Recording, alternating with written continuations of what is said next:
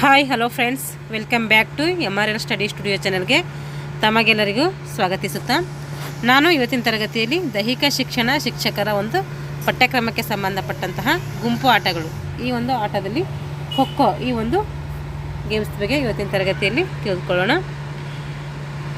ಇವಾಗ ನಾನು ಅನಾಟಮಿ, ಮನೋವಿಜ್ಞಾನ ಮತ್ತು ದೈಹಿಕ ಶಿಕ್ಷಣದ ಇತಿಹಾಸ ಇವೆಲ್ಲ ಮುಗಿಸಿದ್ದೀನಿ. ಹಾಗೆ 6ರಿಂದ 8ನೇ ತರಗತಿ ಗಂಟ ಬುಕ್ಸ್ ಕಂಪ್ಲೀಟ್ ಮಾಡಿದ್ದೀನಿ, ಭಾಗ 1 ಭಾಗ 2. ಹಾಗೆ 9ನೇ ತರಗತಿಯ ಭಾಗ 1 ಕೂಡ ಕಂಪ್ಲೀಟ್ ಮಾಡಿದ್ದೀನಿ. ಇವಾಗ ಗುಂಪು ಆಟಗಳ ಬಗ್ಗೆ ಈ ಒಂದು ತರಗತಿಯನ್ನು ಸ್ಟಾರ್ಟ್ ಮಾಡಿದ್ದೀನಿ. ಮೊದಲನೇ ಒಂದು ಕ್ರೀಡೆ ಖೋಖೋ. ಖೋಖೋ ಭಾರತೀಯ ಆಟ. ಖೋಖೋ ಅನ್ನೋದೊಂದು ಇದು ಭಾರತೀಯ ಆಟವಾಗಿದೆ. ಈ ಕ್ರೀಡೆಯು ಮಹಾರಾಷ್ಟ್ರದ ಪುಣೆಯಲ್ಲಿ ಏನು ಮಾಡಿದೆ, ಅಸ್ತಿತ್ವಕ್ಕೆ ಬಂದಿದೆ. ಮಹಾರಾಷ್ಟ್ರದ ಪುಣೆಯಲ್ಲಿ ಏನಂತ ಇದು ಜನ್ಮ ತಳೆಯಿತು. ಅಂದಿನ ರಾಜ್ಯರು ಏನು ಮಾಡ್ತಾರೆ, ಹೋಳಿ, ದೀಪಾವಳಿ ಮುಂತಾದ ಹಬ್ಬಗಳಲ್ಲಿ ಏನು ಮಾಡ್ತಾರೆ, ಖೋಖೋವನ್ನು ಮನೋರಂಜನೆಗಾಗಿ ಆಡ್ತಾಯಿದ್ರು. ತಿಲಕ್, ಗೋಖಲೆ, ಪರಂಜಕ ಮುಂತಾದ ರಾಷ್ಟ್ರ ನಾಯಕರು ಏನು ಮಾಡ್ತಾರೆ, ಈ ಆಟದ ಅಭಿವೃದ್ಧಿಗೆ ಶ್ರಮಿಸ್ತಾರೆ. ಖೋಖೋ ಆಟ ಪ್ರಗತಿಗೊಳಿಸಬೇಕು ಅಂತೇಳಿ ಶ್ರಮಿಸಿದರೆ ಯಾರಂದರೆ ತಿಲಕ್, ಗೋಖಲೆ, ಪರಂಜಕೆ. ಇತಿಹಾಸ ತಜ್ಞರ ಪ್ರಕಾರ ಖೋ ಅಂದರೆ ಏನಂದರೆ ಸಂಸ್ಕೃತದ ಶೂ ಎಂಬ ಪದದಿಂದ ಬಂದಿದೆ. ಈ ಖೋಖೋ ನಾನು ಟೆಕ್ಸ್ಟ್ ಬುಕ್ಕಲ್ಲಿ ಏನಿದೆ ಅಲ್ಲಿಂದ ಕೂಡ ಹೇಳಿದ್ದೀನಿ. 6th ಸ್ಟ್ಯಾಂಡರ್ಡಲ್ಲಿದೆ, 7th ಇದೆ. ಹಾಗೆ ಯಾವ್ಯಾವ ಗೌರ್ಮೆಂಟ್ ಟೆಕ್ಸ್ಟ್ ಬುಕ್ ಇದೆಲ್ಲ ಅಲ್ಲಿ ಗಂಟೆ ನಾನು ಖೋಖೋ ಅಲ್ಲೆಲ್ಲ ತರಗತಿಗಳು ಮಾಡಿದ್ದೀನಿ, ಅದನ್ನು ನೋಡ್ಕೊಳ್ರಿ. ಖೋ ಎಂಬ ಪದ ಏನು ಮಾಡಿದೆ ಅಂದರೆ ಸಂಸ್ಕೃತದ ಶೂ ಎಂಬ ಧಾತುವಿನಿಂದ ಬಂದಿದೆ. ಖೋ ಅಂದರೆ ಏನು ಅಂತಂದರೆ ಮುಟ್ಟು ಅಥವಾ ಓಡು ಅಂತ ಅರ್ಥ. ಮುಟ್ಟು ಅಂದರೆ ಟಚ್ ಆ್ಯಂಡ್ ಖೋ ಅಂತ ಹೇಳ್ತೀವಲ್ಲ, ಏನು ಮಾಡಬೇಕು, ಮುಟ್ಟಿ ಖೋ ಕೊಡಬೇಕು ಅಂತ ಅರ್ಥ. ಇವಾಗ ಪುಣೆಯ ಡೆಕ್ಕನ್ ಜಿಮ್ಖಾನಾ ಸಂಸ್ಥೆಯು ಪುಣೆಯ ಡೆಕ್ಕನ್ ಜಿಮ್ಖಾನಾ ಸಂಸ್ಥೆಯು 1914ರಲ್ಲಿ ಏನಾಯಿತು, ಪ್ರಥಮವಾಗಿ ಕೆಲವು ನಿಯಮಗಳನ್ನು ರೂಪಿಸ್ತಾರೆ. ಏನು ಮಾಡ್ತಾರೆ, ಡೆಕ್ಕನ್ ಜಿಮ್ಖಾನಾ ಸಂಸ್ಥೆ 1914ರಲ್ಲಿ ಪ್ರಥಮವಾಗಿ ಕೆಲವು ನಿಯಮಗಳನ್ನು ರೂಪಿಸ್ತಾರೆ. 1924ರಲ್ಲಿ ಏನು ಮಾಡ್ತಾರೆ, ಬರೋಡಾ ಜಿಮ್ಖಾನಾ ಸಂಸ್ಥೆ ಏನು ಮಾಡ್ತೈತೆ ಅಂದರೆ ಖೋಖೋ ಆಟದ ಅನೇಕ ನಿಯಮಗಳು ಏನು ಮಾಡ್ತದೆ, ಪ್ರಕಟಣೆ ಮಾಡ್ತೈತೆ. ಪ್ರಥಮವಾಗಿ ನಿಯಮಗಳು ರೂಪಿಸಿದ್ದು ಕೇಳಿದ್ರೆ ಡೆಕ್ಕನ್ ಜಿಮ್ಖಾನಾ ಸಂಸ್ಥೆ ಎಷ್ಟಾಗಂದರೆ 1914ರಲ್ಲಿ. ಹಾಗೆ ಕಬಡ್ಡಿದು ನಿಯಮಗಳು ಬರ್ತವೆ, ಅದು 1918ರಲ್ಲಿ ಏನು ಮಾಡ್ತಾರೆ, ನಿಯಮಗಳನ್ನು ಪರಿಚಯ ಮಾಡ್ತಾರೆ. ಈ 1914ರಲ್ಲಿ ನಿಯಮಗಳನ್ನು ಏನು ಪರಿಚಯ ಮಾಡ್ತಾರೆ ಡೆಕ್ಕನ್ ಜಿಮ್ಖಾನಾ ಸಂಸ್ಥೆ, 1924ರಲ್ಲಿ ಏನು ಮಾಡ್ತಾರೆ, ಇನ್ನೂ ಹಲವಾರು ನಿಯಮಗಳನ್ನು ಈ ಒಂದು ಕ್ರೀಡೆಗೆ ಸೇರಿಸ್ತಾರೆ. ಅದು ಯಾವುದು ಸೇರಿಸ್ತಂದರೆ ಬರೋಡಾ ಜಿಮ್ಖಾನಾದವರು ಸೇರಿಸ್ತಾರೆ. 1935ರಲ್ಲಿ ಖೋಖೋ ಆಟದ ಕುರಿತು ಕೆಲ ಪುಸ್ತಕ ಬರೀತಾರೆ. ಒಂದು ಪುಸ್ತಕ ಬರೀತಾರೆ. ಆ ಪುಸ್ತಕ ಯಾವುದಂದರೆ ರೂಲ್ಸ್ ಆಫ್ ಖೋಖೋ ಅಂತೇಳಿ. ಅದು 1935ರಲ್ಲಿ ಬರ್ತೈತೆ. ಖೋಖೋ ಆಟದ ಕುರಿತು ಈ ಒಂದು ಪುಸ್ತಕವನ್ನು ಬರೆದಿದ್ದಾರೆ.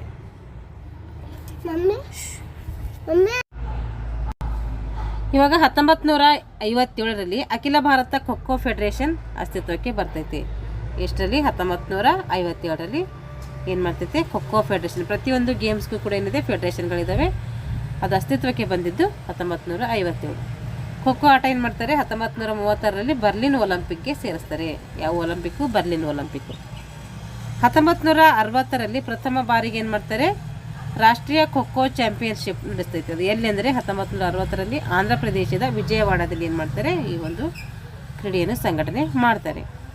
ಖೋಖೋ ಆಟದ ಅಂಕಣದ ಉದ್ದ ಯಾವ ದಿಕ್ಕಿಗಿರ್ತದೆ ಅಂದರೆ ಪೂರ್ವ ಪಶ್ಚಿಮವಾಗಿರ್ತೈತಿ. ಪೂರ್ವ ಮತ್ತು ಪಶ್ಚಿಮ ದಿಕ್ಕಿನಲ್ಲಿ ಏನು ಮಾಡ್ತಾರೆ, ಖೋಖೋ ಗೇಮ್ಸನ್ನು ಹಾಕ್ತಾರೆ. ಮೈದಾನದ ಅಳತೆ ನೋಡಿರಿ, ಪುರುಷ, ಮಹಿಳೆ, ಜೂನಿಯರ್ ಬಾಲಕ, ಬಾಲಕಿಯರು ಅಂದರೆ ಪ್ರೌಢಶಾಲಾ ಬಾಲಕ ಅಥವಾ ಬಾಲಕಿಯರು, ಹೈಸ್ಕೂಲ್ ಮಕ್ಕಳಿಗೆ ಎಷ್ಟಿರ್ತೈತೆ ಖೋಖೋ ಅಂಕಣ ಅಂತಂದರೆ, ಗ್ರೌಂಡ್ ಮೆಜರ್ಮೆಂಟು ಉದ್ದ ಎಷ್ಟಿರ್ತದೆ ಅಂದರೆ 27 ಮೀಟರ್ ಉದ್ದ ಇರ್ತೈತಿ. ಅಗಲ ಕೇಳಿದರೆ 16 ಮೀಟರ್. ಹಾಗಾದರೆ ಸಬ್ ಜೂನಿಯರ್ ಬಾಲಕ ಅಂದರೆ ಜೂನಿಯರ್ಸ್ ಅವರಿಗೆ ಎಷ್ಟಿರ್ತದೆ ಅಂದರೆ, ಬಾಲಕ ಬಾಲಿಕೆಯರಿಗೆ 23 ಮೀಟರ್ ಉದ್ದ ಇರ್ತೈತಿ, 14 ಮೀಟರ್ ಅಗಲ ಇರ್ತೈತಿ. ಇವ್ರಿಗೆ ಬೇರೆ ಇರ್ತೈತಿ, ನೆನ್ಪಿಟ್ಕೋಬೇಕು. ಪುರುಷ, ಮಹಿಳೆ ಮತ್ತು ಜೂನಿಯರ್ ಬಾಲಕ ಬಾಲಕಿಯರು PUC ಮಕ್ಕಳು, ಹಾಗೆ ಪ್ರೌಢಶಾಲಾ ಹೈಸ್ಕೂಲ್ ಮಕ್ಕಳಿಗೆ ಏನಿರ್ತೈತಿ, ಸೇಮ್ ಇರ್ತೈತಿ ಮೆಜರ್ಮೆಂಟು. ಪ್ರೈಮರಿ ಮಕ್ಕಳಿಗೆ ಏನಿರ್ತೈತಿ, ಬೇರೆ ಇರ್ತೈತಿ. ಅಂಕಣ ಅಥವಾ ಕೋರ್ಟ್ ಉದ್ದ ಎಷ್ಟಿರ್ತೈತಿ, ಗ್ರೌಂಡ್ ಆಯ್ತಿದು. ಈಗ ಅಂಕಣ ಎಷ್ಟಿರ್ತದೆ ಅಂದರೆ ಉದ್ದ 24 ಮೀಟರ್ ಇರ್ತೈತೆ, 16 ಮೀಟರ್ ಅಗಲ ಇರ್ತೈತೆ. 20 ಮೀಟರ್ ಉದ್ದ ಇವರಿಗೆ, ಯಾರಿಗೆ, ಜೂನಿಯರ್ ಬಾಲಕರಿಗೆ ಸಬ್ ಜೂನಿಯರ್ ಬಾಲಕ ಬಾಲಕಿಯರಿಗೆ ಅಗಲ ಎಷ್ಟಿರ್ತಂದರೆ 14 ಮೀಟ್ರ್ ಇರ್ತೈತೆ. ಮೆಜರ್ಮೆಂಟ್ ಕೇಳ್ತಾರೆ, ನೆನ್ಪಿಟ್ಕೋಬೇಕು ನಾವು. ಕೊನೆಗೆರೆಯಿಂದ ಕಂಬದ ಗೆರೆ, ಇದು ಕೊನೆಗೆರೆ ಯಾವುದು ಕಂಬದ ಗೆರೆ ಯಾವುದು ಅಂತ ಹೇಳಿ ಇದು ಗ್ರೌಂಡ್ ಬರ್ತೈತಿ, ಅವಾಗ ತೋರಿಸ್ತೀನಿ.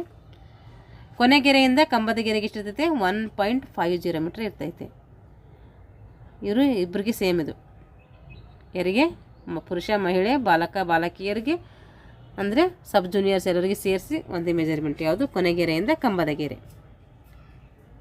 ಇವಾಗ ಕಂಬದ ಗೆರೆಯಿಂದ ಮೊದಲನೇ ಗೆರೆ ಎಷ್ಟಿರ್ತದೆ ಅಂದರೆ 2.55 ಮೀಟ್ರ್ ಇರ್ತೈತೆ. ಕಂಬದ ಗೆರೆಯಿಂದ ಮೊದಲನೇ ಗೆರೆಗೆ ಎಷ್ಟಿರ್ತೈತೆ 2.55 ಮೀಟ್ರ್ ಇರ್ತೈತೆ. ಇವರಿಗೆ ಎಷ್ಟಿರ್ತೈತೆ 2.15 ಮೀಟ್ರ್ ಇರ್ತೈತೆ. ಯಾರು ಸಬ್ ಜೂನಿಯರ್ಸ್ಗೆ. ಮೊದಲನೇ ಗೆರೆಯಿಂದ ನಂತರದ ಗೆರೆಗೆ, ಮೊದಲನೇ ಗೆರೆ ಏನು ಬರ್ತದಲ್ಲ ಆ ಮೊದಲನೇ ಗೆರೆಯಿಂದ, ಅಂದರೆ ಇದು ಮೊದಲನೇ ಗೆರೆ ಹೇಳಿದೆವಲ್ಲ, ಈ ಮೊದಲನೇ ಗೆರೆಯಿಂದ ನಂತರದ ಗೆರೆಗೆ ಎಷ್ಟಿರ್ತಂದರೆ 2.530 ಮೀಟ್ರ್ ಇರ್ತೈತೆ. 2.30 ಮೀಟ್ರ್. ಇವರಿಗೆ ಎಷ್ಟಿರ್ತೈತೆ ಸಬ್ ಜೂನಿಯರ್ಸ್ಗೆ 1.9 ಮೀಟ್ರ್ ಇರ್ತೈತೆ. 1.90 ಮೀಟ್ರ್ ಇರ್ತೈತೆ. ಕಂಬದಿಂದ ಕಂಬಕ್ಕೆ ಇರುವಂಥ ದೂರ, ಕಂಬದಿಂದ ಕಂಬಕ್ಕೆ 24 ಇರ್ತೈತೆ. ಸಬ್ ಜೂನಿಯರ್ಸ್ಗೆ ಎಷ್ಟಿರ್ತೈತೆ 20 ಮೀಟ್ರ್ ಇರ್ತೈತೆ. ತಿರ್ಗಾ ಏನು ಹೇಳಲ್ಲ, ಪುರುಷ ಮಹಿಳೆ ಸಬ್ ಜೂನಿಯರ್ ಬಾಲಕ ಬಾಲಕಿಯರು ಈ ಥರ ಹೇಳೋದಿಲ್ಲ, ಸಬ್ ಜೂನಿಯರ್ಸ್ ಅಂತ ಹೇಳ್ತೀನಿ. ಇವರು ಟೋಟಲಾಗಿ ಒಂದು ಹೇಳ್ತೀನಿ, ನೀವು ನೋಡ್ಕೊಳ್ರಿ, ಕನ್ಫ್ಯೂಸ್ ಮಾಡ್ಕೊಳ್ಳೋದು ಬೇಡ. ಇದು ಇವಾಗ ಕುಳಿತುಕೊಳ್ಳುವ ಬಾಕ್ಸ್ ಎಷ್ಟಿರ್ತವೆ ಅಂತಂದರೆ ಇವರಿಗೆ 35 × 30 ಇರ್ತೈತೆ ಸೆಂಟಿಮೀಟರ್ ಇರ್ತೈತೆ. ಇವರಿಗೆ 35 ಮೀಟ್ರ್. ಇದು ಎಲ್ಲರಿಗೆ ಸೇಮ್, ಇದು ಇಬ್ಬರಿಗೆ ಸೇಮ್ ಇದೆ. ಇದು ಸಿಟ್ಟಿಂಗ್ ಬಾಕ್ಸ್. ಕಂಬದ ಎತ್ತರ ನೆಲದಿಂದ ಎಷ್ಟಿರ್ತದೆ ಅಂತಂದರೆ 1.20 ಮೀಟರ್ನಿಂದ 1.25 ಮೀಟ್ರ್ ಇರ್ತೈತೆ. ಇದನ್ನು ಕೂಡ ಇಬ್ಬರಿಗೆ ಸೇಮ್ ಇದೆ. ಇದು ಕಂಬದ ವ್ಯಾಸ ಎಷ್ಟಿರ್ತಂದರೆ 9 ಸೆಂಟಿಮೀಟರ್ನಿಂದ 10 ಸೆಂಟಿಮೀಟ್ರ್ ಇರ್ತೈತೆ. ಇದನ್ನು ಕೂಡ ಇಬ್ಬರಿಗೆ ಸೇಮ್. ಇದ್ರಾಗ ಏನು ಮೆಜರ್ಮೆಂಟ್ ಬದಲಾಗಲ್ಲ. ಹಾಗೆ ಲಾಬಿ ಫ್ರೀ ಜೋನ್ ಅಂತ ಕರಿತೀವಿ ಇದಕ್ಕೆ. ಇದು ಎಷ್ಟಿರ್ತದೆ ಉದ್ದ ಅಂದರೆ ಉದ್ದ 16. ಕೋರ್ಟ್ನ ಅಂಕಣದ ಉದ್ದ ಎಷ್ಟಿರ್ತೈತೆ ಅದನ್ನು ಕೂಡ ಅಷ್ಟೇ ಇರ್ತೈತೆ.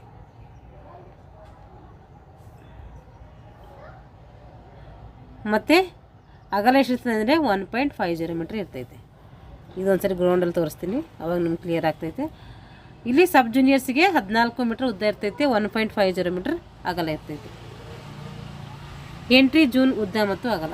ಎಂಟ್ರಿ ಜೂನ್ ಉದ್ದ ಮತ್ತು ಅಗಲ ಎಷ್ಟಿರ್ತದೆ ಅಂದರೆ 0.50 ಮೀಟರ್ ಅಗಲ ಇರ್ತೈತೆ. 8.20 ಮೀಟರ್ ಉದ್ದ ಇರ್ತೈತೆ. ಉದ್ದ ಕಂಬದ ಗೆರೆಯಿಂದ 3ನೇ ಅಡ್ಡಗೆರೆಯವರೆಗೆ ಇದು ಕನ್ಸಿಡರ್ ಮಾಡ್ತಾರೆ. ಇದನ್ನು ಇಬ್ಬರಿಗೆ ಸೇಮ್. ಇದು ಮೆಜರ್ಮೆಂಟ್ ಇಬ್ಬರಿಗೂ ಏನಿದೆ ಸೇಮ್ ಇದೆ, ಎಲ್ಲರಿಗೂ ಸೇಮ್ ಇದು. ಕ್ರಾಸ್ ಲೈನ್ ಅಂತಂದರೆ 16 ಮೀಟರ್ ಉದ್ದ, 35 ಮೀಟರ್ ಸೆಂಟಿಮೀಟರ್ ಏನಿರ್ತೈತೆ ಅಗಲ ಇರ್ತೈತೆ. ಇದನ್ನು ಕೂಡ ಇವ್ರಿಗೆ ಬೇರೆ ಅವ್ರಿಗೆ ಬೇರೆ. ಇವರಿಗೆ 14 ಮೀಟ್ರ್ ಇರ್ತೈತೆ ಉದ್ದ, ಅಗಲ ಎಷ್ಟಿರ್ತೈತೆ ಅಂದರೆ 30 ಸೆಂಟಿಮೀಟ್ರ್ ಇರ್ತೈತೆ. ಸಬ್ಸ್ಟಿಟ್ಯೂಷನ್ ಜೋನ್ ಅಂದರೆ ಬದಲಾವಣೆ ವಲಯ ಇರ್ತೈತೆ. ಇದು 1 ಮೀಟರ್ × 1 ಮೀಟ್ರ್. ಇದು ಇಬ್ಬರಿಗೆ ಸೇಮ್ ಇದು. ಇವಾಗ ಪಂದ್ಯದ ಸಮಯ ನೋಡಿರಿ, ನಿಮಿಷಗಳು ಹೇಳಬೇಕಾದ್ರೆ ಏನು ಮಾಡ್ತಾರೆ, 2 ಇನ್ನಿಂಗ್ಸ್ ಆಡಿಸ್ತಾರೆ.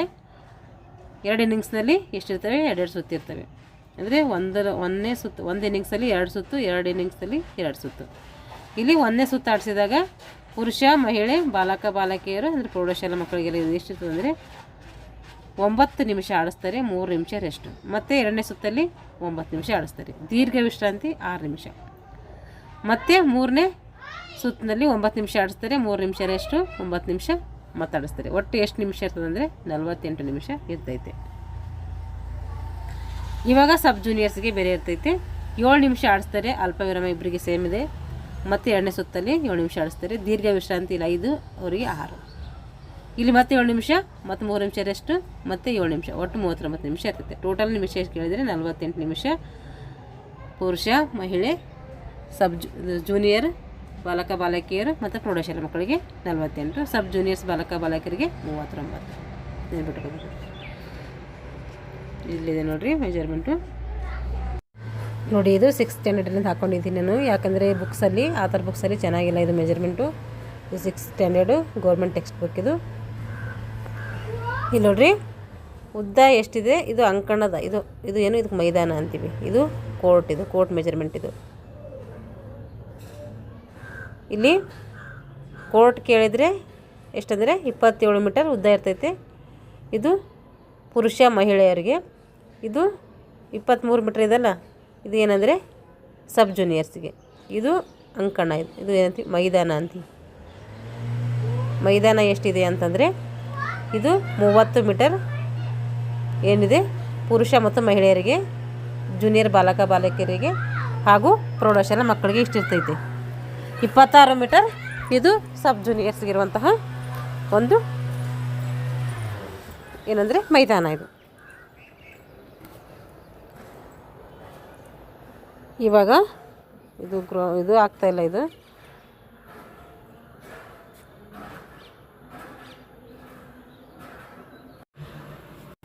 ನೋಡ್ರಿ, ಇದು ಅಗಲ ಕೇಳಿದರೆ ಅಗಲ ಎಷ್ಟಿದೆ 16 ಮೀಟರ್. ಯಾರಿಗೆ ಅಂದರೆ ಪುರುಷ ಮಹಿಳೆ ಮತ್ತು ಜೂನಿಯರ್ ಬಾಲಕ ಬಾಲಕಿಯರಿಗೆ ಹಾಗೂ ಪ್ರೌಢಶಾಲಾ ಮಕ್ಕಳಿಗೆ 16 ಮೀಟರ್ ಉದ್ದ ಇರ್ತೈತೆ. ಅಗಲ ಕೇಳಿದರೆ ಅಗಲ ಇರ್ತೈತೆ 16 ಮೀಟರ್. ಇದು ಸಬ್ ಜೂನಿಯರ್ಸ್ ಕೇಳಿದರೆ 14 ಮೀಟರ್ ಇರ್ತೈತೆ ಅವರಿಗೆ. ಅವರು ಬಾಲಕ ಬಾಲಕಿಯರು ಬರ್ತಾರೆ ಸಬ್ ಜೂನಿಯರ್ಸಲ್ಲಿ. ನೋಡ್ರಿ, ಇದು ಬದಿಗೆರೆ ಅಂತೀವಿ ಇದಕ್ಕೆ. ಇದು ಯಾವುದು ಬದಿಗೆರೆ. ಇದು ಎಷ್ಟಿದೆ ಬದಿಗೆರೆ ಅಂದರೆ 1.5 ಮೀಟರ್ 50 ಮೀಟರ್ ಇದೆ. ಈಗ ಮೊದಲನೇ ಗೆರೆಯಿಂದ ಏನಿದೆ ಬದಿಗೆರೆಯಿಂದ, ಕಂಬದ ಗೆರೆಯಿಂದ ಮೊದಲನೇ ಗೆರೆಗೆ ಎಷ್ಟಿದೆ 1.50 ಮೀಟರ್ ಇದೆ ನೋಡಿ. ಇಲ್ಲಿದೆ ನೋಡಿ.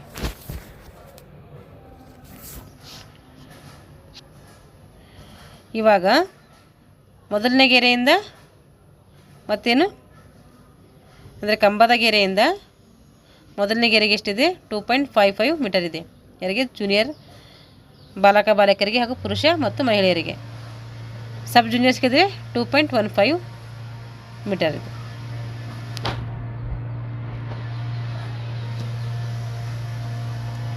ಇವಾಗ ಇಲ್ಲಿಂದ ಇಲ್ಲಿಗೆ ಎಷ್ಟಿದೆ ಅಂತಂದರೆ ಜೂನಿಯರ್ ಬಾಲಕ ಬಾಲಕಿಯರು ಪ್ರೌಢಶಾಲಾ ಮಕ್ಕಳು ಹಾಗೂ ಪುರುಷ ಮತ್ತು ಮಹಿಳೆಯರಿಗೆ 2.3 ಮೀಟರ್ ಇದೆ, 30 ಮೀಟರ್ ಇದೆ. ಸಬ್ ಜೂನಿಯರ್ಸ್ಗೆ 1.90 ಮೀಟರ್ ಇದೆ. ಚೌಕಗಳಿದೆ ನೋಡಿ, ಇವು ಚೌಕಗಳು. ಇವು ಇಬ್ಬರಿಗೆ ಸೇಮ್ ಇದೆ ಚೌಕಗಳು. ಈ ಬುಕ್ಸಲ್ಲಿ ಆ ಥರ ಬುಕ್ಸಲ್ಲಿ ಸೇಮ್ ಇದೆ. ಆದರೆ ಇದು ಏನಿದೆ ಅಂದರೆ ಪುರುಷ ಮತ್ತು ಮಹಿಳೆಯರಿಗಿದೆ. ಆದರೆ ಸಬ್ ಜೂನಿಯರ್ಸ್ಗೇನಿದೆ 30 × 30 ಅಂತಿದೆ. ಆದರೆ ನಾವು ಗೌರ್ಮೆಂಟ್ ಬುಕ್ಸನ್ನೇ ರೆಫರ್ ಮಾಡೋಣ. ಇದು ಕರೆಕ್ಟಾಗಿ ತಿಳ್ಕೊಳ್ಳೋಣ.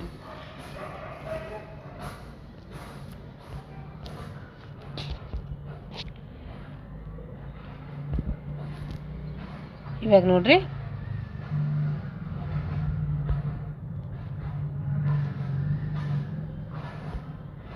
ಇದೆಲ್ಲ ನೀವು ಒಂದ್ಸರಿ ಬುಕ್ಸಲ್ಲಿ ನೋಡ್ಕೊಡ್ರಿ. ಇದು ಯಾಕೆಂದರೆ ಇದು PDF ಅದು ಕರೆಕ್ಟ್ ಆ ಕಡೆ ಈ ಕಡೆ ಇದಾಗ್ತಾಯಿಲ್ಲ, ಅದಕ್ಕೆ ಹೇಳೋಕೊಂಥರ ಚೆನ್ನಾಗಿ ಬರ್ತಾಯಿಲ್ಲ. ಇದು ನೋಡ್ರಿ, ಇದು ಇಲ್ಲಿಂದ ಇಲ್ಲಿಗೆ ಎಷ್ಟಿರ್ತದೆ ಅಂದರೆ 7.85 ಮೀಟರ್. ಇದು ಪುರುಷ ಮತ್ತು ಮಹಿಳೆ ಜೂನಿಯರ್ ಬಾಲಕ ಬಾಲಕಿಯರು ಪ್ರೌಢಶಾಲಾ ಮಕ್ಕಳಿಗೆ. ಸಬ್ ಜೂನಿಯರ್ಸ್ಗೆ ಎಷ್ಟಿರ್ತದೆ 6.85 ಮೀಟರ್ ಇರ್ತೈತೆ. ಇದು ಪ್ರವೇಶ ವಲಯಗಳನ್ನು ಬರ್ತವೆ ABC ಅಂತೇಳಿ. ಈ ರೀತಿ ಬಾಕ್ಸ್ಗಳು ಎಷ್ಟಿರ್ತಾವೆ ಅಂದರೆ ಒಟ್ಟು ಬಾಕ್ಸ್ಗಳು 8 ಇರ್ತವೆ.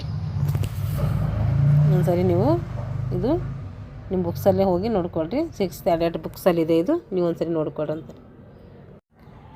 ಇಲ್ಲಿ ಆ ಥರ ಬುಕ್ಸಲ್ಲಿ ಮೆಜರ್ಮೆಂಟ್ ಇದೆ ಖರೆ ಅಂದರೆ ಅದು ನಮ್ಮದು ಇದು ಅಷ್ಟು ಕರೆಕ್ಟ್ ಅನ್ನಿಸ್ತಲ್ಲ ಮೆಜರ್ಮೆಂಟು. ಅದಕ್ಕೆ ನೀವು ಬುಕ್ಸಲ್ಲಿ ಒಂದ್ಸರಿ ನೋಡ್ಕೊಳ್ರಿ. ಇವಾಗ ತೀರ್ಪುಗಾರ ನೋಡ್ರಿ, ಅಧಿಕಾರಿ ವರ್ಗ ಅಥವಾ ತೀರ್ಪುಗಾರರು. ಖೋಖೋ ಆಟದಲ್ಲಿ ಅಧಿಕಾರಿಗಳು ಎಷ್ಟು ಜನ ಇರ್ತಾರೆ ಅಂದರೆ 6 ಜನ ಇರ್ತಾರೆ. ಒಬ್ಬರು ರೆಫ್ರಿ ಇರ್ತಾರೆ, ಅವರಿಗೆ ಮುಖ್ಯ ತೀರ್ಪುಗಾರರು ಅಂತೇಳಿ ಕರಿತೀವಿ. ಇಬ್ಬರು ಅಂಪೈರ್ ಇರ್ತಾರೆ, ಅವರಿಗೆ ಏನಂತೀವಿ ಇಬ್ಬರು ತೀರ್ಪುಗಾರರು ಅಂತೇಳಿ ಕರಿತೀವಿ. ಮತ್ತು ಅಂಕ ಗುಣಿಕೆದಾರರು, ಇವರಿಗೆ ಏನಂತೀವಿ ಸ್ಕೋರರ್ ಅಂತ ಕರಿತೀವಿ. ವೇಳೆ ನಿರೀಕ್ಷಕರು, ಇವರಿಗೆ ಟೈಮ್ ಕೀಪರ್ ಅಂತ ಕರಿತೀವಿ. ಸಹಾಯಕ ಅಂಕ ಗುಣಿಕೆದಾರರಿಗೆ ಅಸಿಸ್ಟೆಂಟ್ ಸ್ಕೋರ್ ಅಂತ ಕರಿತೀವಿ. ಎಲ್ಲರೂ ಏನಿದ್ದಾರೆ ಒಬ್ಬೊಬ್ಬರು ಇದ್ದಾರೆ, ಆದರೆ ಅಂಪೈರ್ ಮಾತ್ರ ಇಬ್ಬರಿದ್ದಾರೆ. ಅಷ್ಟು ಜನ ಸೇರಿಸಿದ್ರೆ ಎಷ್ಟಾಗುತ್ತೆ 6 ಜನ. ಎಷ್ಟು ಜನ ಇದ್ದಾರೆ ಅಂತೇಳಿ ಕೇಳ್ತಾರೆ ಎಕ್ಸಾಮಲ್ಲಿ, 6 ಜನ ಅಂತ ನೆನ್ಪಿಟ್ಕೋಬೇಕು. ಇವಾಗ ಆಟಗಾರರು ರಾಷ್ಟ್ರ ಮಟ್ಟದಲ್ಲಿ ಬೇರೆ ಇದ್ದಾರೆ, ಅಂತಾರಾಷ್ಟ್ರೀಯ ಮಟ್ಟದಲ್ಲಿ ಬೇರೆ ಇದ್ದಾರೆ ಆಟಗಾರರು. ಇಲ್ಲಿ ರಾಷ್ಟ್ರ ಮಟ್ಟದಲ್ಲಿ ಎಷ್ಟು ಜನ ಆಟ ಆಡ್ತಾರೆ ಅಂತಂದರೆ 9 ಜನ ಆಟ ಆಡ್ತಾರೆ, 3 ಜನ ಬದಲಿ ಆಟಗಾರರು ಅಂತೇಳಿ ಕರಿತೀವಿ ಅವರಿಗೆ. ಆದರೆ ಎಕ್ಸ್ಟ್ರಾ ಪ್ಲೇಯರ್ ಅಂತೀವಿ, ಅವರಿಗೆ ಎಕ್ಸ್ಟ್ರಾ ಪ್ಲೇಯರ್ ಅನ್ನಬಾರ್ದು, ಬದಲಿ ಆಟಗಾರರು ಅಂತೇಳಿ ಕರಿಬೇಕು ನಾವು. ಒಟ್ಟು ಟೋಟಲ್ ಎಷ್ಟು ಜನ ಇರ್ತೀವಿ ಅಂದರೆ 12 ಜನ ಇರ್ತಾರೆ. ಅಂತಾರಾಷ್ಟ್ರೀಯ ಮಟ್ಟದಲ್ಲಿ 15 ಜನ ಇರ್ತಾರೆ. ಇದರಲ್ಲಿ 15 ಜನ ಇರ್ತಾರೆ, ಆದರೆ ಆಡೋರು 12 ಜನ ಅಷ್ಟೇ. 9 ಜನ ಆಡ್ತಾರೆ. ಇದರಲ್ಲಿ ಕೂಡ 3 ಜನ ಬದಲಿ ಆಟಗಾರರು ಇರ್ತಾರೆ. ಎದೆಯ ಸಂಖ್ಯೆ ಎಲ್ಲಿಂದ ಸ್ಟಾರ್ಟ್ ಆಗುತ್ತೆ ಅಂತಂದು ನೋಡಿರಿ. ಎದೆಯ ಸಂಖ್ಯೆ ಮುಂದೆ ಎಷ್ಟಿರ್ತದಂದರೆ ಉದ್ದ 10 ಸೆಂಟಿಮೀಟ್ರ್. ಎಲ್ಲಿಂದ ಸ್ಟಾರ್ಟ್ ಆಗ್ತದಲ್ಲ ಇದು ಉದ್ದ ಎಷ್ಟಿದೆ ಅಂತೇಳಿ. ಎಲ್ಲಿಂದ ಸ್ಟಾರ್ಟ್ ಆಗುತ್ತೆ ಮುಂದೆ ನೋಡೋಣ. ಉದ್ದ ಎಷ್ಟಿದೆ ಅಂದರೆ 10 ಸೆಂಟಿಮೀಟ್ರ್ ಇದೆ. ಎತ್ತರ ಎಷ್ಟಿದೆ ಅಂದರೆ 2 ಸೆಂಟಿಮೀಟರ್. ಅಗಲ ಕೇಳಿದರೆ 1 ಸೆಂಟಿಮೀಟ್ರ್ ಇರಬೇಕು. ಎದೆಯ ಸಂಖ್ಯೆ ಮುಂದೆ ಎಷ್ಟಿರಬೇಕು? ಉದ್ದ 10 ಸೆಂಟಿಮೀಟರ್ ಉದ್ದ ಇರಬೇಕು. ಎತ್ತರ ಎಷ್ಟಿರಬೇಕಂದ್ರೆ 2 ಸೆಂಟಿಮೀಟ್ರ್ ಎತ್ತರ ಇರಬೇಕು. ಅಗಲ ಕೇಳಿದರೆ 1 ಸೆಂಟಿಮೀಟ್ರ್ ಇರಬೇಕು. ಅಂತಾರಾಷ್ಟ್ರೀಯ ಮಟ್ಟದಲ್ಲಿ ಹೆಂಗಿರಬೇಕಂದ್ರೆ ಇಲ್ಲಿ ಅಂತಾರಾಷ್ಟ್ರೀಯ ಮಟ್ಟದಲ್ಲಿ ಏನಾಗ್ತದೆ 1ರಿಂದ 15ರವರೆಗೆ, ರಾಜ್ಯ ಮತ್ತು ರಾಷ್ಟ್ರ ಮಟ್ಟದಲ್ಲಿ 1ರಿಂದ 12ರವರೆಗೆ ಏನು ಮಾಡ್ತಾರೆ ಸಂಖ್ಯೆಗಳನ್ನು ಕೊಡ್ತಾರೆ. ಎಷ್ಟು ಕೊಡ್ತಾರೆ ಇಲ್ಲಿ? ರಾಜ್ಯ ಮಟ್ಟದಲ್ಲಿ 1ರಿಂದ 12 ಕೊಡ್ತಾರೆ. ಅಂತಾರಾಷ್ಟ್ರೀಯ ಮಟ್ಟದಲ್ಲಿ 1ರಿಂದ 15ವರೆಗೆ ಏನು ಮಾಡ್ತಾರೆ ಎದೆಯ ಸಂಖ್ಯೆ ಕೊಟ್ಟಿರ್ತಾರೆ. ಹಿಂದೆ ಎಷ್ಟಿರ್ತೈತಪ್ಪ ಅಂತಂದರೆ ಎದೆಯ ಸಂಖ್ಯೆ 20 ಸೆಂಟಿಮೀಟ್ರ್ ಉದ್ದ ಇರ್ತೈತಿ, 10 ಸೆಂಟಿಮೀಟ್ರ್ ಅಗಲ ಇರ್ತೈತಿ. ದಪ್ಪ ಎಷ್ಟಿರ್ತಂದ್ರೆ 2 ಸೆಂಟಿಮೀಟ್ರ್ ಇರ್ತೈತಿ. ಇವೊಂಥರ ಪಾಯಿಂಟ್ಸ್ ಥರ ಮಾಡ್ಕೊಳ್ಳಿವೆಲ್ಲ ನೆನಪಿರ್ತವೆ. ವೇಳೆ ತೋರಿಸುವ ಫಲಕಗಳು. ಎತ್ತರ ಎಷ್ಟಿರ್ತದೆ? ವೇಳೆ ತೋರಿಸುವಂಥ ಫಲಕದ ಎತ್ತರ ಎಷ್ಟಿರ್ತದೆ ಅಂದರೆ 2 ಸೆಂಟಿಮೀಟ್ರ್ ಇರ್ತೈತಿ. 1ರಿಂದ 8 ಸಂಖ್ಯೆಗಳು ಇಲ್ಲಿ ಇರ್ತವೆ. ಅಳತೆ 30 × 20 ಸೆಂಟಿಮೀಟರ್. ಜೊತೆಗೆ 30 ಸೆಂಟಿಮೀಟ್ರನ್ನ ಹ್ಯಾಂಡಲ್ನೊಂದಿಗೆ ಏನು ಮಾಡ್ತಾರೆ ಸಂಖ್ಯೆಗಳನ್ನು ಇರ್ತವೆ. ಇವಾಗ ಕಾರ್ಡ್ಸ್ ಇರ್ತವೆ. ಕೆಂಪು ಮತ್ತು ಹಳದಿ ಕಾರ್ಡ್ಸ್ ಇರ್ತವೆ ಇಲ್ಲಿ. ಇದ್ರದ್ದು ಉದ್ದ ಎತ್ತರ ಎಷ್ಟಿರ್ತದೆ ಅಂದರೆ 7 ಸೆಂಟಿಮೀಟ್ರ್ ಇರ್ತೈತಿ. ಅಗಲ 5 ಸೆಂಟಿಮೀಟ್ರ್ ಇರ್ತೈತಿ. ಮತ್ತು ನಿರ್ಣಾಯಕ ಮತ್ತು ಮುಖ್ಯ ತೀರ್ಪುಗಾರ ಏನು ಮಾಡ್ತಾರೆ ಈ ಒಂದು ಕಾರ್ಡ್ಸ್ಗಳನ್ನು ಬಳಸ್ತಾರೆ. ನಿರ್ಣಾಯಕರು ಮತ್ತು ಮುಖ್ಯ ತೀರ್ಪುಗಾರರಲ್ಲಿ ಕೆಂಪು ಮತ್ತು ಹಳದಿ ಕಾರ್ಡ್ಸ್ಗಳು ಇರ್ತವೆ. ಇವಾಗ ಖೋಖೋ ಆಟ ಆಡಬೇಕಾದ್ರೆ ಏನು ಮುಖ್ಯ ನಿಯಮಗಳು ಅಂತೇಳಿ ನೋಡ್ರಿ. ಖೋಖೋ ಆಟವನ್ನು ಪ್ರಾರಂಭಿಸುವುದು ಯಾರಂದರೆ ಮುಕ್ತಾಯಗೊಳಿಸುವವರು ಮತ್ತು ಪ್ರಾರಂಭಗೊಳಿಸುವವರು ಯಾರಂದರೆ ಸಮಯ ಪಾಲಕರು ಅಂದರೆ ಟೈಮ್ ಕೀಪರ್ ಅಂದರೆ ವೇಳೆ ನಿರೀಕ್ಷಕರು ಅಂತೇಳಿ ಕರಿತೀವಿ. ಇವ್ರು ಏನು ಮಾಡ್ತಾರೆ ಮುಖ್ಯ ತೀರ್ಪುಗಾರರ ಆದೇಶದ ಮೇರೆಗೆ ಸೀಟಿ ಊದುವುದರ ಮೂಲಕ ಏನು ಮಾಡ್ತಾರೆ ಪ್ರಾರಂಭ ಮಾಡ್ತಾರೆ. ಮುಖ್ಯ ತೀರ್ಪುಗಾರರ ಅವರು ಅನುಮತಿ ಪಡ್ಕೊಂಡು ಏನು ಮಾಡ್ತಾರೆ ಇವರು ವಿಜಿಲ್ ಹಾಕೋದ್ರ ಮೂಲಕ ಆಟವನ್ನು ಪ್ರಾರಂಭ ಮಾಡ್ತಾರೆ. ಒಂದು ಪಂದ್ಯದಲ್ಲಿ ಸಾಮಾನ್ಯವಾಗಿ ಎಷ್ಟು ಸುತ್ತುಗಳು ಇರ್ತವೆ ಅಂತ ನೋಡಿದ್ದೀವಿ?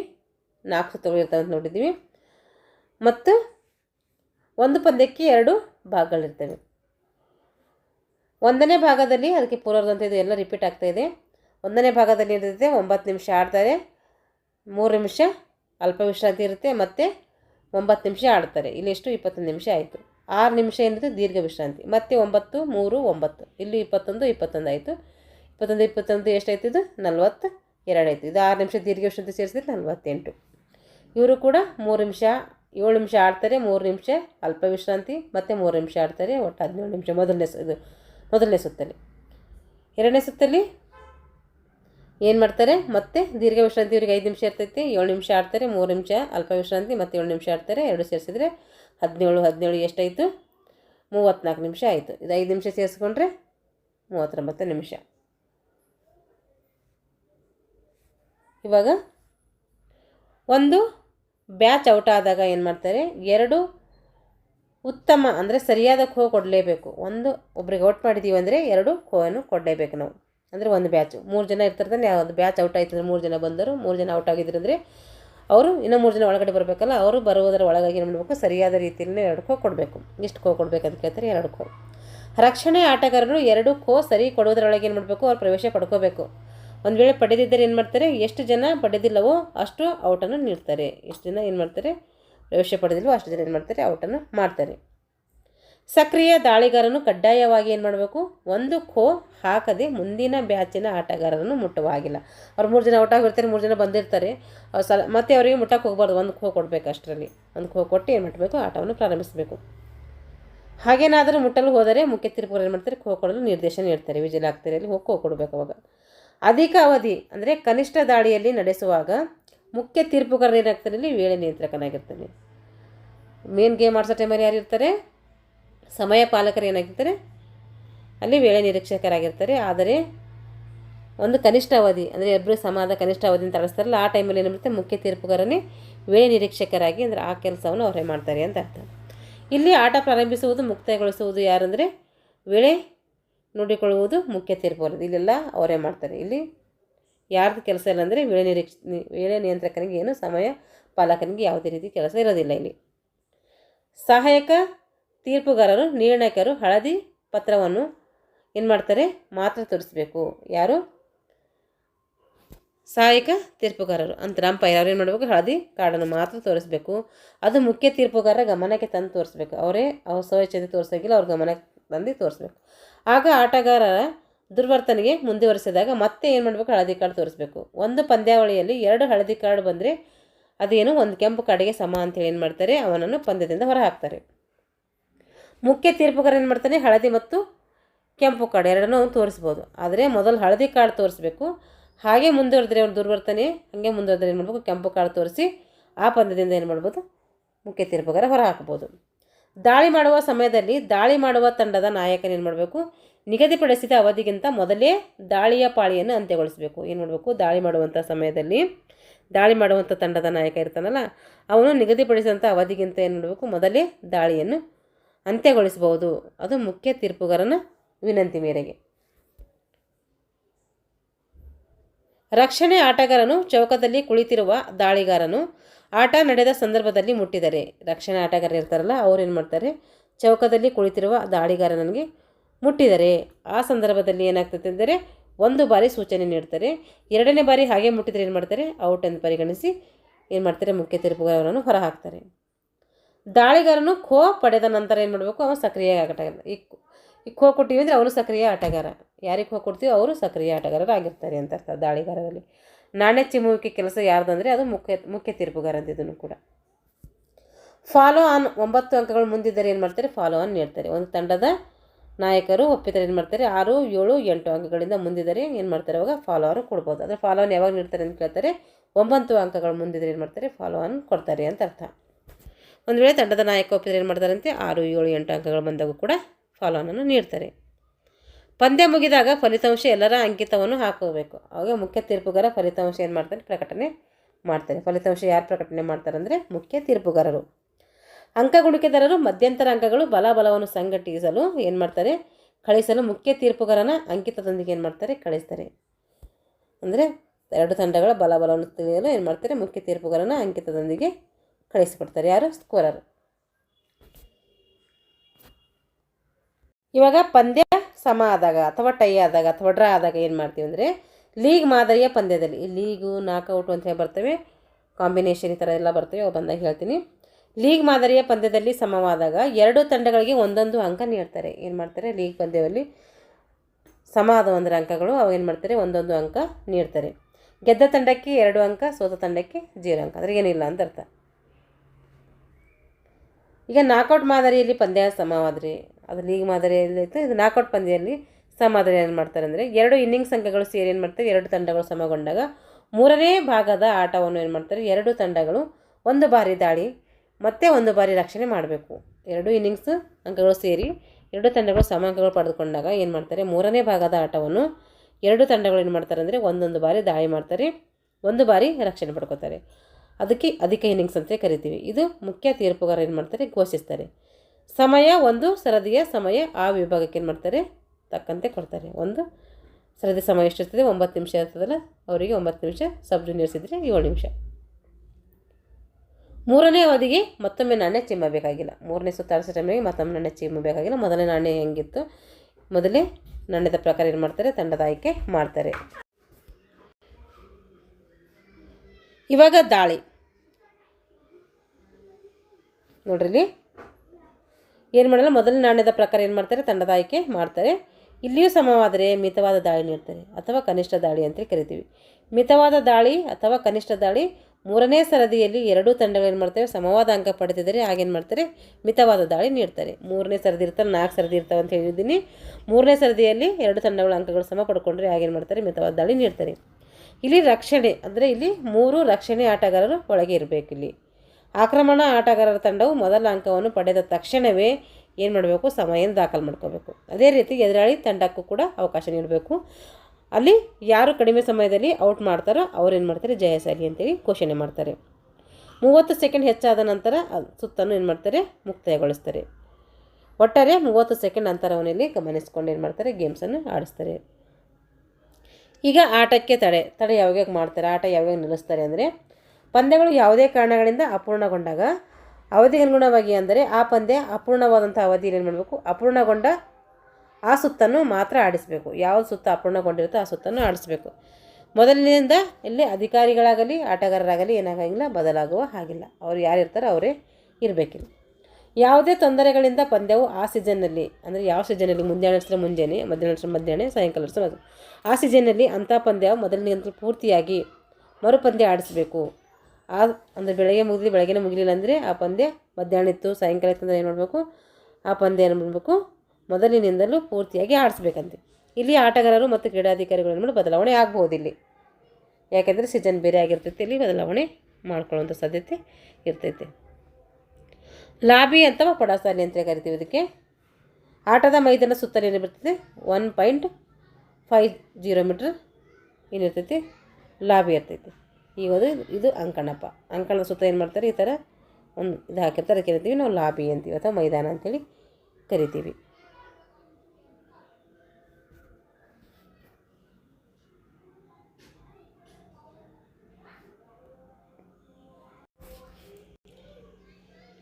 ಇವಾಗ ದಾಳಿಗಾರರು. ಅಂಕಣದಲ್ಲಿ ಚೌಕದಲ್ಲಿ ಕುಳಿತಿರುವ 8 ಮಂದಿಗೆ ಏನಂತೀವಿ ನಾವು ದಾಳಿಗಾರರು ಅಂಥೇಳಿ ಕರಿತೀವಿ. 8 ಜನ ಇರ್ತಾರಲ್ಲ ಅವ್ರಿಗೆ ಏನಂತೀವಿ ದಾಳಿಗಾರರು ಅಂಥೇಳಿ ಕರಿತೀವಿ, ಅಥವಾ ಮುಟ್ಟುವವರು ಅಂಥೇಳಿ ಕರಿತೀವಿ.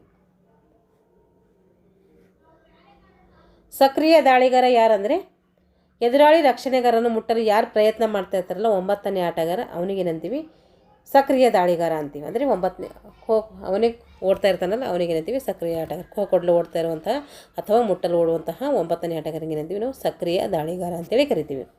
ದಾಳಿಗಾರ ಖೋ ಪಡೆದ ನಂತರ ಏನು ಮಾಡ್ತಾನೆ, ಅವನು ಸಕ್ರಿಯ ಆಟಗಾರನಾಗಿರ್ತಾನೆ. ಯಾವುದೇ ಒಬ್ಬರು ದಾಳಿಗಾರ ಖೋ ಕೊಟ್ಟಿದ್ರೆ ಅವನೇ ಸಕ್ರಿಯ ದಾಳಿಗಾರ ಅಂತ ಅರ್ಥ. ಓಡುವವರಿಗೆ ಏನಂತೀವಿ ಚೇಜಸ್ ಅಂತೇಳಿ ಕರಿತೀವಿ. ಅಂಕಣದಲ್ಲಿ ಕುಳಿತು ಮುಟ್ಟುವವರಿಗೆ ಸಕ್ರಿಯ ದಾಳಿಗಾರರು ಅಂತೇಳಿ ಕರಿತೀವಿ. ಇವರು ದಾಳಿಗಾರನ್ನು ಹೊರತುಪಡಿಸಿದ ಎದುರಾಳಿ ತಂಡಕ್ಕೆ ಓಡುವವರು ಅಂತೇಳಿ ಕರಿತೀವಿ ನಾವು. ಈಗ ರಕ್ಷಣೆ ಆಟಗಾರರು. ಆಟ ಪ್ರಾರಂಭವಾದಾಗ ಅಂಕಣದಲ್ಲಿರುವ 3 ತಪ್ಪಿಸಿಕೊಳ್ಳುವ ಆಟಗಾರರಿಗೆ ರಕ್ಷಕರು ಅಂಥೇಳಿ ಕರಿತೀವಿ. ಹೊರಗುಳಿದಂತಹ ಆಟಗಾರರಿಗೆ ಏನಂತೀವಿ ಓಡುವವರು ಅಂತೇಳಿ ಕರಿತೀವಿ.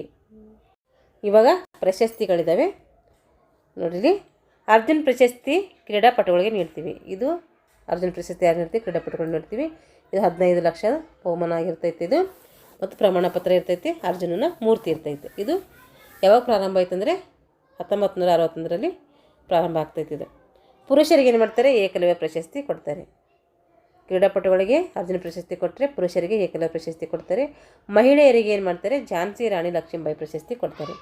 18 ವರ್ಷ ಕೆಳಗಿನ ಯುವಕರಿಗೆ ಅಂದರೆ ಹೈಸ್ಕೂಲ್ ಮಕ್ಕಳಿಗೆ ಏನು ಮಾಡ್ತಾರೆ, ವೀರಾಭಿಮಾನ ಪ್ರಶಸ್ತಿ ಕೊಡ್ತಾರೆ. ಬಾಲಕಿಯರಾಗಿದ್ದರೆ ಅವರಿಗೆ ಜಾನಕಿ ಪ್ರಶಸ್ತಿ. 14 ವರ್ಷದೊಳಗಿನ ಬಾಲಕರಿಗೆ ಇವ್ರಿಗೇನು ಕೊಡ್ತೀವಿ, ಭಾರತ್ ಪ್ರಶಸ್ತಿ ಕೊಡ್ತೀವಿ. 14 ವರ್ಷದೊಳಗಿನ ಬಾಲಕಿಯರಿದ್ದರೆ ಅವ್ರಿಗೇನು ಮಾಡ್ತೀವಿ, ಹೀಲಾ ಪ್ರಶಸ್ತಿ ಕೊಡ್ತೀವಿ.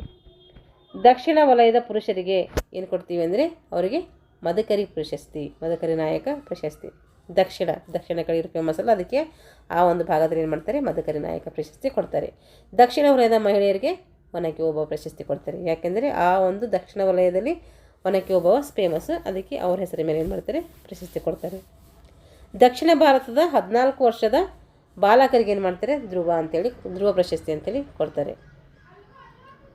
ಹಾಗೆ ದಕ್ಷಿಣ ವಲಯದ 14 ವರ್ಷದೊಳಗಿನ ಬಾಲಕಿಯರಿಗೆ ಏನು ಮಾಡ್ತಾರೆ, ರಾಣಿ ರುದ್ರಮ್ಮ ಪ್ರಶಸ್ತಿ ಕೊಡ್ತಾರೆ. ಇವಾಗ ಖೋಖೋ ಆಟದಲ್ಲಿ ಸಂಘಟಿಸುವಂಥ ಚಾಂಪಿಯನ್ಶಿಪ್ಗಳು ಇರ್ತವೆ. ನ್ಯಾಷನಲ್ ಚಾಂಪಿಯನ್ಶಿಪ್ ಅಂತ ಆಡಿಸ್ತಾರೆ, junior national championship, school championship, sub junior national championship, primary mini school championship, national women championship, federation of kho kho championship ಮತ್ತು all India inter university championship. ಇವೆಲ್ಲ ಏನು ಮಾಡ್ತಾರೆ, ಖೋಖೋ ಆಡುವ ಸಲುವಾಗಿ ಚಾಂಪಿಯನ್ಶಿಪ್ಗಳನ್ನು ಕಂಡಕ್ಟ್ ಮಾಡ್ತಾರೆ. ಈಗ ಅರ್ಜುನ್ ಪ್ರಶಸ್ತಿ ಪಡೆದಂತಹ ಖೋಖೋ ಆಟದಲ್ಲಿ ಯಾರು ಪಡೆದರು ಅಂತಂದ್ರೆ ನೋಡ್ರಿ, ನೀಲಿಮಾ. ಯಾರಿವರು, ನೀಲಿಮಾ ರೋಲ್ಕರ್ ಅವರು 1974ರಲ್ಲಿ ಅರ್ಜುನ್ ಪ್ರಶಸ್ತಿಯನ್ನು ಪಡ್ಕೊಳ್ತಾರೆ. ಶ್ರೀರಂಗ ಇನಾಮ್ದಾರ್ ಮತ್ತು ಉಷಾ ನಾಗರ್ಕರ್ ಇವರೇನು 1975ರಲ್ಲಿ ಪಡ್ಕೊಳ್ತಾರೆ. ಎಸ್ ರಾಮಚಂದ್ರ ಇವರು 1976ರಲ್ಲಿ ಪಡ್ಕೊಳ್ತಾರೆ. ಮತ್ತು ಶೇಖರ್ ಧಾರ್ವಾಡ್ಕರ್ ಮತ್ತು ಅಚಲಾಡಿ ಇವರು ಅರ್ಜುನ ಪ್ರಶಸ್ತಿ ಪಡೆದರೆ. ಶಾಂತಾರಾಮ್ ಜಾಧವ್, ಸುಷ್ಮಾ ಸರಲ್ಕರ್, ಹೇಮಂತ್ ತಕ್ಕಲ್ಕರ್ ಇವರು 1987ರಲ್ಲಿ ಅರ್ಜುನ ಪ್ರಶಸ್ತಿ ಪಡ್ಕೊಂಡಿದ್ದಾರೆ. ಎಸ್ ಪ್ರಕಾಶ್ ಕರ್ನಾಟಕ, ಇವರು ಕರ್ನಾಟಕದ ಇಂಪಾರ್ಟೆಂಟ್. ಇವರು 1984ರಲ್ಲಿ ಏನು ಮಾಡಿದ್ದಾರೆ, ಅರ್ಜುನ ಪ್ರಶಸ್ತಿಯನ್ನು ಪಡ್ಕೊಂಡಿದ್ದಾರೆ.